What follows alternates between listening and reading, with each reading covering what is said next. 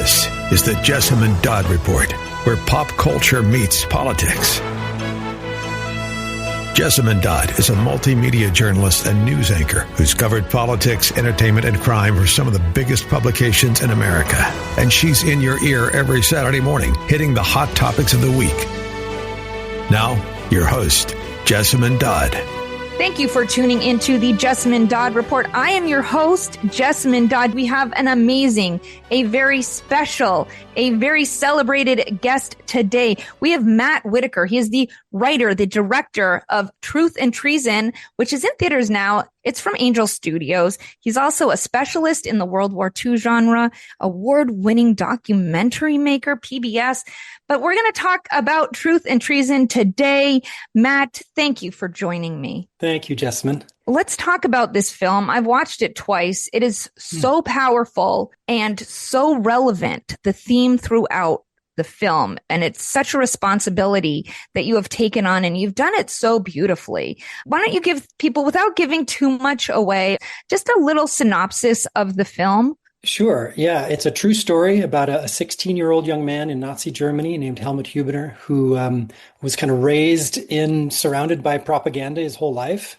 And then his older brother, who was serving in Hitler's army, smuggled home a shortwave radio, which was highly illegal. And Helmut tuned into the BBC and started hearing the truth for the first time in his life, and immediately recognized it and realized he needed to not just hear it, but to share it. And so he started typing up these anti-Hitler, anti-Nazi leaflets, and then sneaking out, putting them out on the streets of Hamburg at night, and then recruiting his friends. And these teenage boys are out there spreading the truth, putting their lives in danger just to do that. And just an incredible true story. Yeah, and there's just this theme of standing for what's right, even when the masses are not with you. You're going against the grain.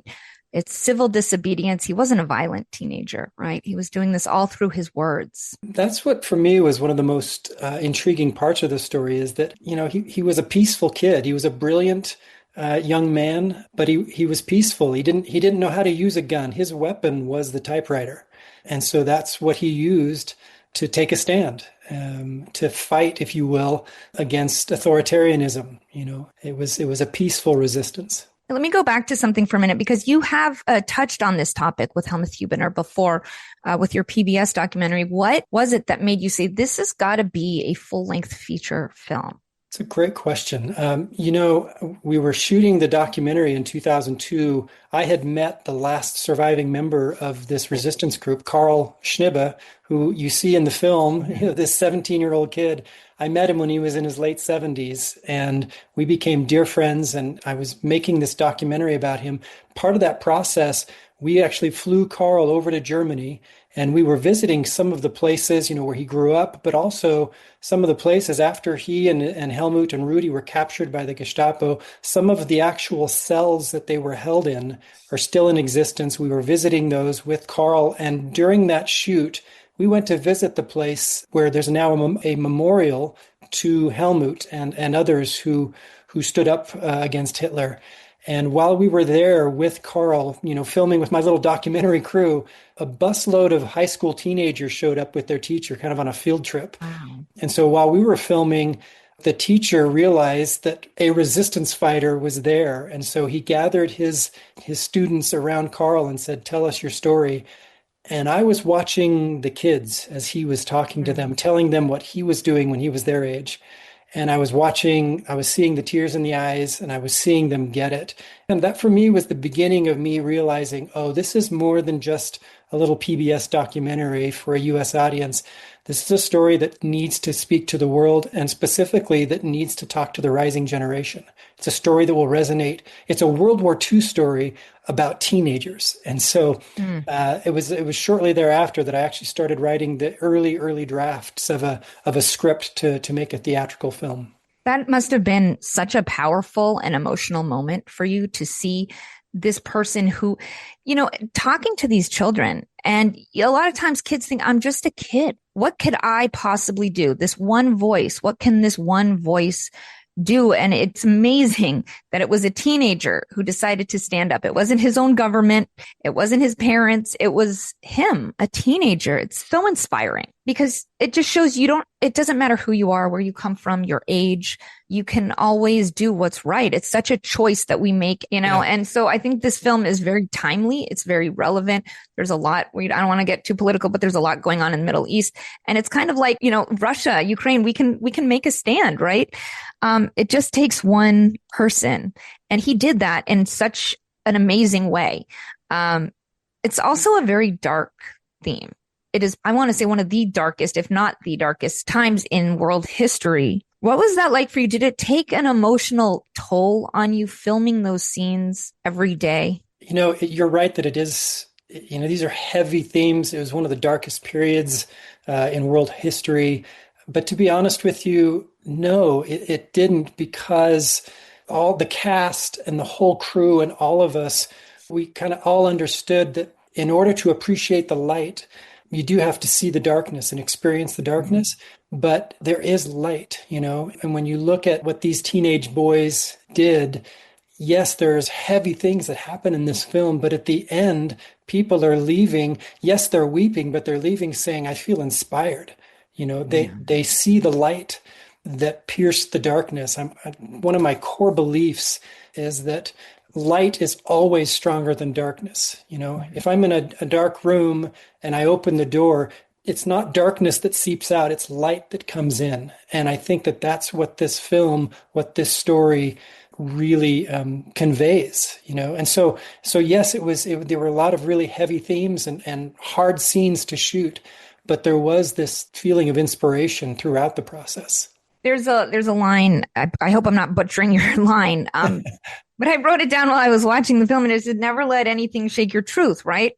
That's one of the themes of the film. Never let anything shake your faith. Yes. Shake your faith. Okay. Yeah. So honestly, that's one of the amazing things that I saw about this teenager, just standing in his faith and standing in his truth for what is right. I know you said it's an important, feature film. And so you knew you had a responsibility to tell this, as far as separating yourself from that story while you were in the director's chair. There were a lot of moments in the movie that darn near broke me that I'm still thinking about. I'm not going to give it away, but I call it the chair moment. I broke down like a little baby, and I'm starting to get emotional talking about it. So let me the choices that you made as a director were very calculated in a beautiful way. They were very intentional. Can you tell me about some of the hardest choices that you made during that film? Whew. Yeah, that moment. Yeah, thank you, Jessamyn. It means a lot to a filmmaker and a storyteller to realize that something that I've been involved with is reaching people and is moving people. That's, I think, one of the powers of this medium as an art form, is that it can move people. Yeah. So we've talked a little bit about this already, but to your point, there were some really tough things. I mean, this isn't a spoiler. We've never hid the fact that they do get caught by the Gestapo, right, and they got tortured, and Helmut, they were trying, the Gestapo was just convinced that whoever was writing these incredible leaflets that they knew were so filled with the truth that they were afraid of, whoever was doing that, they thought it must be a university professor or something like that. So when they caught this 16-year-old, they just thought he's just obviously the paper boy. He's some adult is writing these. And so they were trying to get him to tell them who's behind this, who's the adult, who are you working for, kid? And he kept saying, I'm writing these. And they were torturing him until they finally realized this 16-year-old kid is doing that. So we knew that we had to depict in some way these brutal moments, these scenes, that the Gestapo would use these terms to describe what they did, really euphemistic terms like, we used assiduous persuasion. They would use terms like that. What that means is that they beat him up, that they tortured him in order to try and break him and get him to tell him what they wanted to hear. And so how to depict those scenes in a way that was not gratuitous, but also in a way that was true to what happened to them. To your point, we were very intentional down to the frame of how much we were able to show and what was the right amount to show. I know that it's really hard to watch, and I hope you take this the way that I mean that, but good. it should be hard to watch. We need to understand what was at risk for standing up for truth and for standing up for liberty, for standing up for the person who didn't have somebody else to stand up for them. Helmut stood up for his friend who was Jewish, and those were the consequences of it. So it is hard to watch in some places, and it needs to be. Yeah. There's another, you mentioned his friend that was Jewish, and there's another moment that I had a breakdown while watching the movie where his friend is sitting there and he knows. And the way that you shot it was like, you didn't really know if they were at his door or if they were at the neighbor's door because you didn't see them. And he's sitting in his chair, and then you see the empty apartment. You didn't have to show the graphicness of it in that particular scene. You just showed I got a lot of anxiety watching it, And so I think that's a testament to your direction and your writing, that people really feel these things with the characters. Those scenes with that actor, what was that like filming with him? I mean, just the emotion, it really felt like he knew he was going to disappear. He was going to disappear.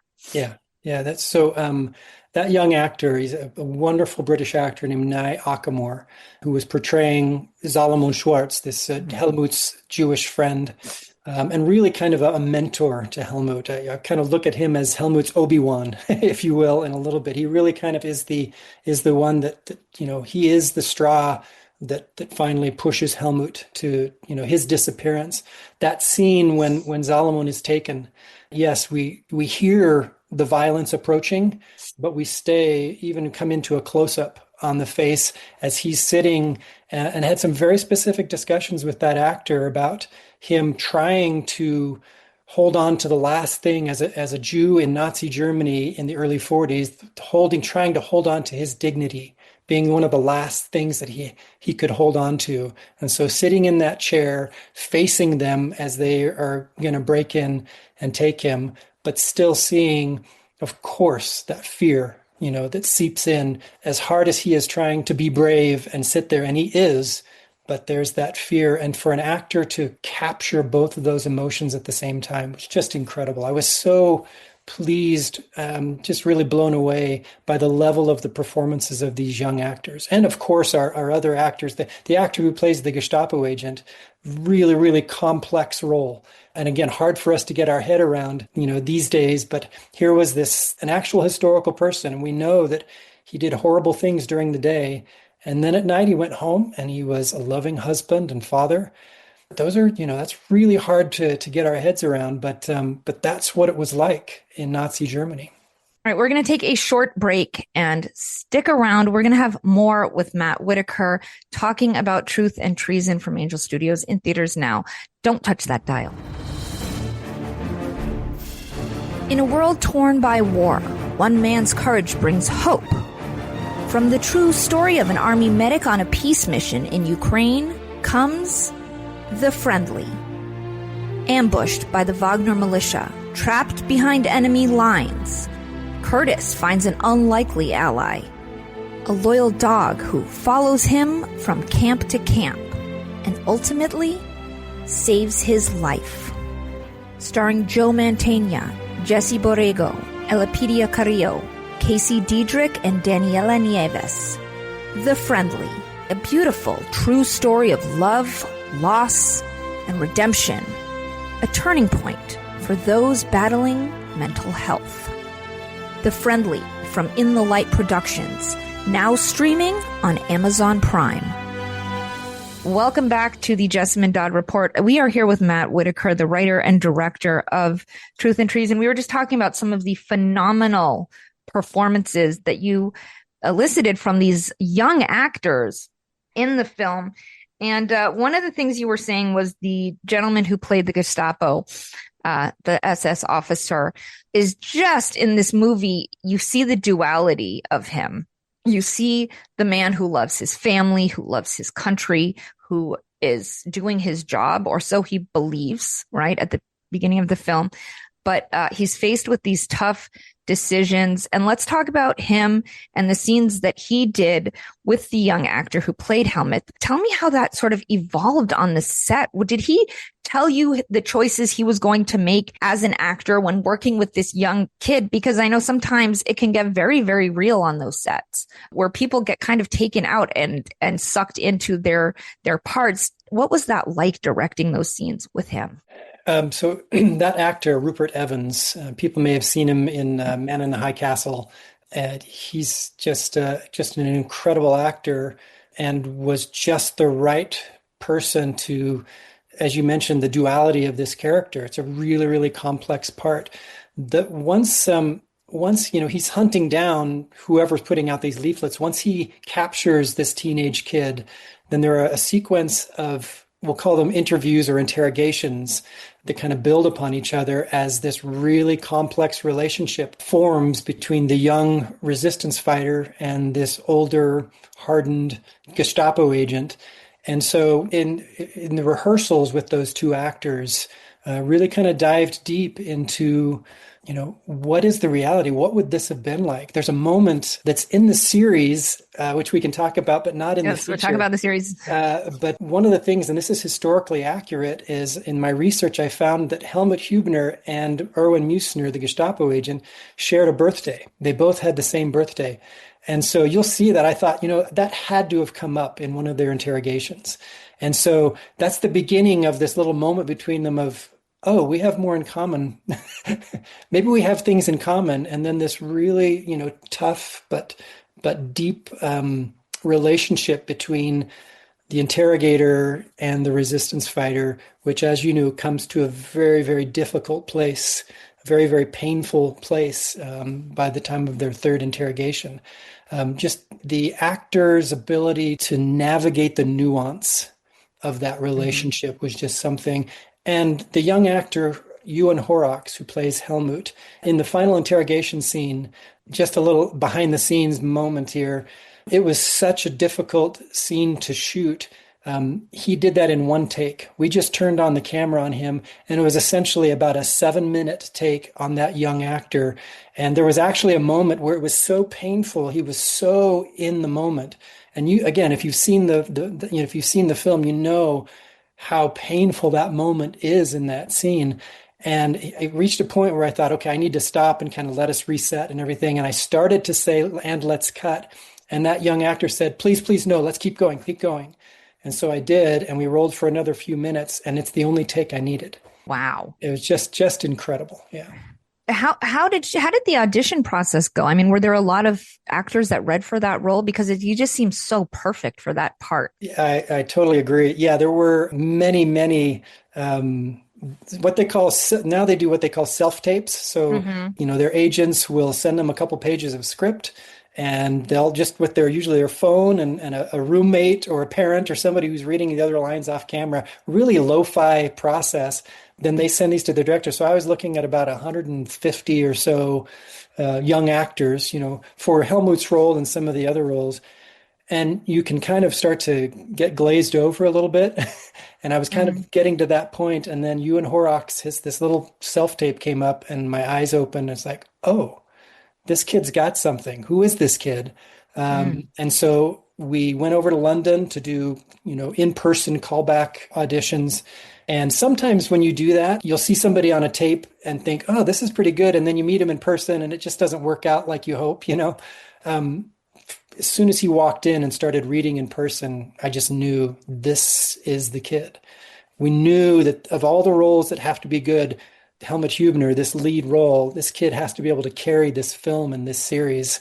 And I actually, after we finished that day, we were in London, and I called my wife, and I actually started weeping. I just said, we found him. We found Helmut. And it was really just an incredible experience. The interesting thing to this is, and you may know this, but I've mentioned before that this has been a 20+ year journey to be able to tell this story, from when I first started writing that script in 2002 to actually filming it. And when we were on set last year in 2024, we mentioned to you and our young actor when I'd started writing in 2002, and he said, yeah, that's the year I was born. Wow. Okay. That makes me feel old. Okay. He said, you just had to wait till I was old enough to play this part. I said, absolutely, totally worth it. It's all in the timing, isn't it? And I love hearing those stories from people who say, I've been writing the script for 10 years. This idea came across my desk, 15 years ago, 5 years ago, 10 years ago. It really just tells you, don't give up on your dream. Don't give up on your vision. It all happens in God's timing, of course. Maybe it wasn't right, though, not the right timing 5 years ago. It just happened and it worked out so beautifully. His parents, too. You just really get to see their confliction, their pain, how they have their values, and their son turned out quite differently from them. So that's a whole nother relationship that you explore, is the parent child, the sort of rebellious child, but who ultimately is doing the right thing. And the parents who are just sticking with their status quo and what they've been taught their life, how to obey. And it's such a great relationship that you show with his dad and his mom. Yeah, it was an interesting, with his mother, and it was actually his stepfather who was, a Nazi officer right there in the household, where, unbeknownst to them, their son and stepson is a resistance fighter. During the day, he worked for the Nazis. He worked in City Hall. He was on the Nazi party fast track. But at night he was sneaking out and doing these things. And again, eventually that comes to a head. And it's an interesting thing, because every major character in this film has an opportunity to stand up or not. And so we get to see, with his mother, who becomes a very strong woman in this film, in her character arc, and his Nazi, hardcore Nazi stepfather, both of them have moments where they can stand up for what's right. And every character in this film, their bishop at church, all these different characters have that opportunity. Each one of them, am I going to stand up or not? And some do, and some don't. Mm-hmm. You mentioned a series very quickly. I think we have about 5 minutes left. Tell me about the series that came from this film. So we actually shot a 4-part series. So when we were shooting this last year in Lithuania, we were shooting a 4-episode limited series. Angel Studios, 2 of their executives came over to visit set while we were filming, and they saw the incredible cinematic shots and footage that we were getting, and they said, oh my gosh, this has to be in theaters. Is there a 2-hour version of this? And so we said, honestly, we don't know. Let's see. And we dove in and found the film that you saw, this incredibly powerful version of the story, but there's more. And so we also cut together the 4-part episode that we shot, and people can now see that on the Angel app. They can stream it on Angel. So if you go and see the 2-hour version, you're going to see just this deeply moving thing. And then we dive deeper into the story of the Gestapo agent and his family, Helmut and his relationship with his mother and stepfather, Helmut and his relationship with the girl at work, Ellie, which is a storyline which I just love in the film. All of those go deeper when you watch the 4-part series. So for the people who go to the theaters today, tomorrow, next week, and see this Truth and Treason, Truth or Treason, beautiful film, and they want more, they can go to the Angel app to watch the series where you get into more, because, you have a time limit for films. I mean, some directors will go like 3.5 hours. Nobody really wants to sit in a theater for 3.5 hours. So if you want to learn more about this topic, you can go to the Angel app and stream this series from the movie. Last question. Are there any other historical films or times that you would want to explore? Absolutely. Yeah. My dad was a World War II pilot, a bomber pilot in World War II. I've just been fascinated with it my whole life. The next film that we want to do is actually Carl's story. If you saw at the end of the film, it gives a little hint to what happened with him and Rudy after they were sentenced. And that story is incredible. I'm already writing the script, and we hope to be able to tell Carl's story next.